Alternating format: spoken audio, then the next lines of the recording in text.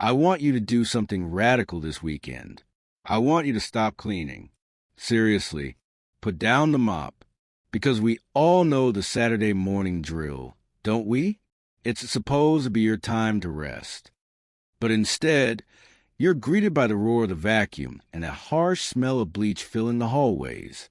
You spend hours scrubbing, bending, lifting, pushing your body to the limit. And sure, by noon, the house is sparkling. But look at the cost. Your lower back is aching, your energy is completely drained, and your weekend? It's gone. It was stolen by your own home. But here's the truth. In Japan, this concept of marathon cleaning hardly exists. Yet, their homes are world famous for being pristine sanctuaries of calm. How do they do it? It's not magic, and it's certainly not about working harder. It is a philosophy called invisible cleaning. It's not about cleaning more. It's about erasing the mess before it even begins. So today, I'm going to show you exactly how to adapt this Japanese art for your lifestyle. I want to help you reclaim your Saturdays. I want you to live in a home that feels like a sanctuary, a home that essentially cleans itself. Now, before we dive into specific habits, I need to clear up a massive misunderstanding, something that most people get wrong about the Japanese lifestyle. You might be thinking, so Japanese people never deep clean? Do they just do the small stuff? No, that's not quite right. In fact, every December, Japan engages in a massive tradition called Oosouji, the big cleanup for New Year. It sounds a lot like our spring cleaning, doesn't it? But the spirit behind it is entirely different. For the Japanese, Oosouji isn't just a chore. It is a spiritual ritual. It's about purifying a home to wash away the past year's bad luck and to welcome the gods of the new year with a fresh spirit. But here's the critical difference, and this is the secret I want you to grasp. When they do this big clean, they are not battling 12 months of caked-on grease. They aren't on their hands and knees scrubbing impossible stains in the bathroom. Why? Because invisible cleaning, the daily habits I'm about to show you, has already taken care of 90% of the mess. Think of it this way. Instead of letting your home become a heavy burden that breaks your back once a year, you disperse that weight. You handle it in tiny, invisible moments throughout your day. For us, especially as we get a little older, this isn't just about having a tidy house. This is about preserving our bodies. We maintain order daily not because we are obsessed with perfection, but so we never have to punish our joints with those brutal marathon cleaning sessions ever again. It is an act of kindness to yourself. So, where does this kindness begin? It starts right at the threshold, the line between the chaotic outside world and your sanctuary. Let's go to the front door.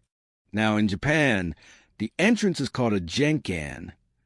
It is usually designed to step lower than the rest of the house, creating a clear physical boundary. That is where they leave their shoes, and with them, the dirt and stress of the outside world. But I know most of our American homes aren't built that way. We open the front door, and boom, we are walking right onto the living room carpet.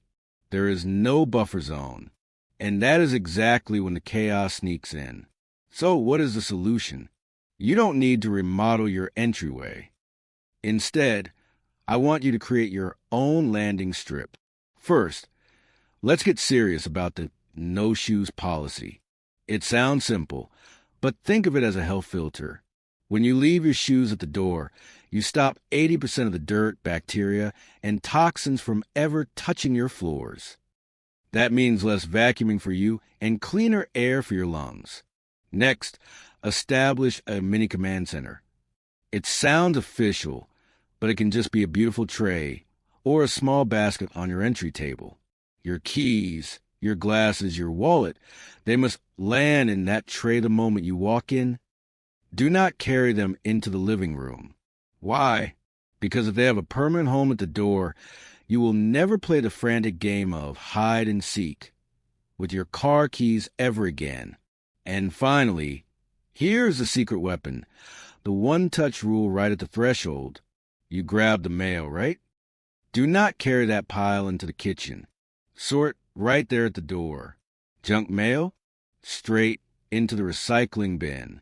Bills? Into the folder. Do not let those meaningless flyers ever touch your kitchen counter.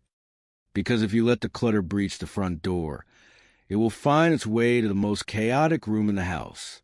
Yes, I'm talking about the heart of the home, where the toughest cleaning battles are fought. The kitchen. Welcome to the kitchen. If mess has a birthplace, surely this is it. I know many of us feel like keeping the kitchen clean is a battle we just can't win. You finish cleaning up breakfast, and suddenly it is time to prep for lunch. But let me ask you a question. Do you know why Japanese factories like Toyota run so smoothly? They use a method called 5S. And the good news is you don't need to run a car assembly line to use it. You just need to apply it to your spice cabinet. 5S stand for sort. Set in order, shine, standardize, and sustain. It sounds technical, but let's keep it simple. Let's start with the first S, sort or Siri. Let's be honest with each other. When was the last time you checked the expiration dates in the back of your pantry? I bet you might find a jar of cinnamon that expired in 2018. We hold on to things just in case. But in a Japanese kitchen, space is more valuable than stuff. Liberate your cabinets. If it's expired, or if you haven't touched it in 6 months, let it go. Next is shine or saizo. Japanese households have a tiny secret to keep the sink pristine, preventing clogs and smells effortlessly. It is a disposable sink strainer mesh bag. This is a tiny and expensive gadget, but it is a game changer. You place it inside your sink's drain basket. After you finish cooking, instead of having to dig out wet, slimy food scraps with your bare fingers, which is never a pleasant experience, you just lift the mesh bag, toss it, and replace it. It takes exactly 3 seconds. Your sink stays sparkling, odor-free, and clog-free. That is the definition of smart laziness. When your kitchen flows like this, you won't feel exhausted after every meal. But clutter isn't just about the things we touch or cook with. Sometimes clutter is about what we see. Let's move to the living room, where we're going to face another invisible enemy, visual noise. Have you ever walked into your living room, sank into the sofa after a long day, and just felt tired, even before you did anything? Your eyes catch the stack of old magazines on the coffee table, the remote scattered everywhere, maybe some dog toys on the floor. It's not loud, but it's noisy. The Japanese call this visual noise. When your eyes see chaos, your brain cannot rest. It creates a silent, low-level stress that drains your battery without you even realizing it. To silence that noise, the Japanese practice a beautiful ritual called the evening reset. Now, hold on. I know what you're thinking. My house is 2,500 square feet. I can't clean the whole thing every night. And you are absolutely right. Japanese apartments are compact. Our American homes are expansive.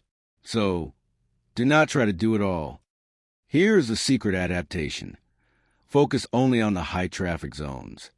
Every night, about 10 minutes before bed, I want you to focus only on where you live the most, the area around your sofa, the coffee table, and the main walkway. That's it. Ignore the guest bedroom. Ignore the formal dining room. Just fluff the pillows, stack the books, and put the remotes back in their tray. Why does this matter so much? Because the greatest gift you can give to tomorrow you is a peaceful start. Imagine waking up, grabbing your hot coffee, walking into your living room, and nothing demands your attention. It is just calm. That is how you start your day in control, rather than reacting to yesterday's mess. And speaking of being in control and taking care of ourselves, there is one room in a house where cleanliness isn't just about peace. It is about safety and protecting our aging joints. Let's step into the bathroom. Now, the bathroom. This is where things get tricky. In Japan, there's a core belief. Water is the enemy of cleanliness. It sounds strange, right? We use water to clean. But standing water means mold, mildew, and stubborn stains. That is why the Japanese standard is to wipe the bathroom dry immediately after every use. But let's be real for a moment. For those of us in our 50s, 60s, or beyond, bending down to wipe the floor or reaching high to dry the shower glass, that is brutal on the knees and the lower back. I do not want you to sacrifice your body just to have a sparkling bathroom. Instead, I want you to use the right tools. First, get yourself a squeegee. Think of it like a windshield wiper for your shower. When you're done bathing, instead of scrubbing with a towel, just run the squeegee over the glass and walls. Swipe, swipe. It takes 30 seconds. The water is gone, and mold never gets a chance to grow. Second, and this is crucial, please get a long-handled sponge stick. I want you to make me a promise today. Never get on your hands and knees to scrub a bathtub again. Stand tall, use a long handle, and clean with dignity and ease. Using these tools isn't cheating. It is self-preservation. It is about protecting your joints so you can stay active and happy for years to come. You are loving yourself through the way you clean. And now that we have controlled the water to stop the mold, we need to talk about another invisible element, something the Japanese value above all else to keep a home feeling fresh. Let's talk about the air. We often obsess over the mess we can see. A coffee stain on the counter, a sock on the floor. But true cleanliness isn't just visual. It is a sensory experience. It is what you smell, and more importantly, it is what your lungs feel. In Japan, there is a non-negotiable morning ritual called Kanki, the act of ventilation. No matter if it is summer or winter, the very first thing they do upon waking isn't checking their phone. It is walking to the window and throwing it wide open. Why do they do this? They believe that overnight, a home fills with stagnant air. Stale, heavy air that carries moisture and dust.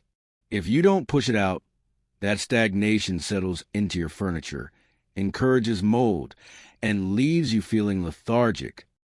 Especially in our modern American homes, we tend to live in sealed boxes with the AC running 24/7. That is tough on our respiratory health as we age. So, I invite you to try this Kanki ritual. Every morning, for just 10 minutes, let the outside world in. Don't mask odors with chemical air fresheners. Let the scent of wind and sunshine scrub your space. A home that breathes feels instantly cleaner than a home that is scrubbed but stuffy. It is a daily act of care for your lungs. And now that the fresh breeze has energized the room, we have the strength to tackle the most stubborn, never-ending mountain in every household, the laundry. Laundry. Just saying the word makes some of us want to sigh. Here in the U.S., we have this habit of letting clothes pile up all week long, building a massive laundry mountain for Sunday. And when you look at that mountain, how do you feel? Overwhelmed, exhausted. But the Japanese approach laundry with a very different philosophy.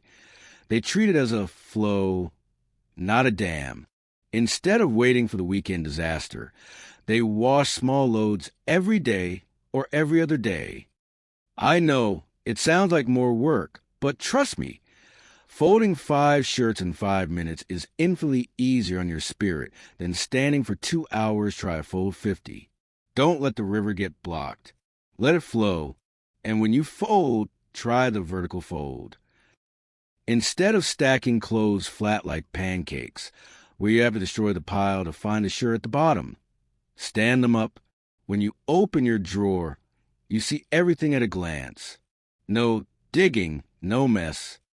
Speaking of efficiency, I have to introduce you to a quirky but absolutely genius Japanese invention. Mop slippers. I know it sounds funny. They look like cozy house slippers, but the soles are made of microfiber, just like a mop head. The idea? You slip them on while you cook dinner or walk the laundry basket back to the bedroom. With every step you take, you are micro-cleaning your floors. You are multitasking without even thinking about it. It keeps the floor dust-free, and you never have to bend down. It is practical, and honestly, it's a little bit of fun. Smart little tools like that are the key to saving your energy. And if you like the sound of those slippers, you are going to love what's coming next. Because I'm about to reveal my personal list of other small but mighty tools that I believe every single home should have. Beyond those slippers, Japanese homes rely on a few other secret weapons. They prove that you don't need expensive machinery or harsh chemicals to keep a home pristine. Sometimes, the magic is in the smallest things. The first item I need to have in your drawer is the melamine sponge, often called the magic eraser. Do not let its soft, white appearance fool you. This little block is a powerhouse. Scuff marks on the walls, tea stains in your favorite mug, or dirt on your white sneakers. You don't need soap. You don't need bleach. You just wet the sponge with water and wipe. The stains vanish like they were never there. For those of us who are sensitive to chemical fumes, this is a lifesaver. It is powerful cleaning with zero toxicity. The second item is the best friend of every sofa owner, the sticky roller. I know we all have vacuum cleaners, but let's be honest. Dragging that heavy machine out of the closet, unwinding the cord, and hauling it around just to pick up a few cat hairs on the couch. It's a hassle. The Japanese choose a smarter path. They use a simple, handheld sticky roller. Roll, roll, roll. It's lightweight, it's silent, and it uses no electricity. You can clean your entire sofa during a commercial break while watching TV. These tools cost just a few dollars, less than a cup of coffee. But their value isn't in their price tag. It's in what they give you back. They buy you time, and most importantly, they let you clean without breaking a sweat. And once you are armed with the right mindset and these smart tools, the only thing left to do isn't work. It is to enjoy the result. Let's move to the conclusion, where we talk about what this is really all about: freedom. Ultimately, I want to leave you with this thought. Invisible cleaning isn't about perfection. It is not about living in a museum where you are afraid to touch anything. It is about freedom. It is freedom from the weekend drudgery. Freedom from that heavy, guilty feeling you get when you look at a messy room. And most importantly, it is the freedom to actually enjoy living in your own sanctuary. Please remember, your home exists to serve you, to shelter you, and to comfort you. You were never meant to be its slave. When you adopt these small habits, you aren't just cleaning your space. You are clearing your mind to make room for peace. Now, I have a question for you. I mentioned a few gadgets today, like those mop slippers and the magic sponge. I am thinking about filming a dedicated review of the top 10 Japanese cleaning gadgets under $20, specifically the ones designed to save our backs and knees. Do you want to see that video?